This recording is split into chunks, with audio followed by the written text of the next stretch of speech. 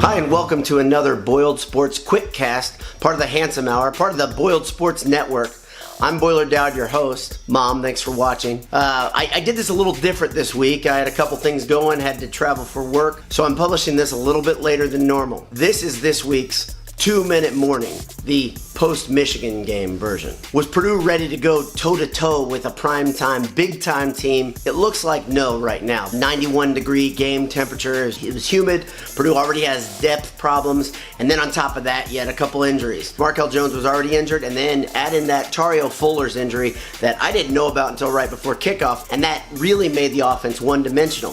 When the run was taken away, Michigan smartly tried to take away the tight ends, made it really difficult for Blau and Sindelar both to dump the ball, and then Purdue's receivers just couldn't make space against Michigan's athletic defensive backfield. Add all those things together, and really Purdue couldn't move the ball effectively for long stretches of time. They couldn't do what they wanted to on offense, and this really led to a bit of a dogfight.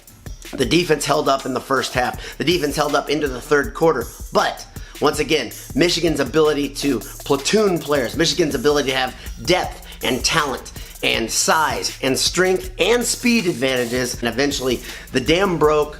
Purdue couldn't hold them anymore, and Michigan kind of just pounded and pounded and pounded away before putting Purdue away in the fourth quarter. Into the third quarter, early fourth quarter, I just wanted to see the game hit triple zeros so no more injuries would come about, and I really didn't think about those targeting penalties, but those could play pretty costly versus Minnesota. Thieneman as well as Bentley both were thrown out in the third or fourth quarter. I think it was the fourth quarter versus Michigan with targeting penalties. Thieneman's was really on the edge of not being a penalty, but Bentley's was legit. He launched himself right into the chin of Michigan's O'Korn.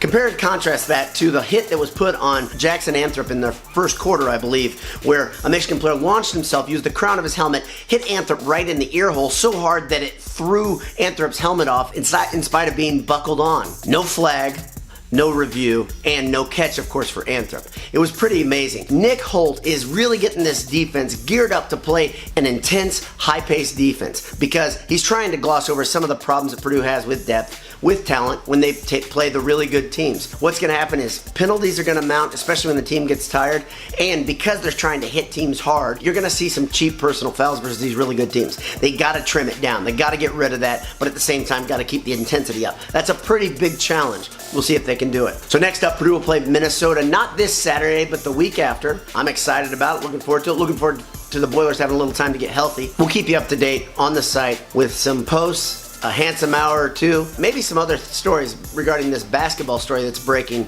with Adidas wrapped up, money changing hands at different programs, and the FBI actually being involved. This is kind of crazy. This could change the complexion of college basketball as we know it.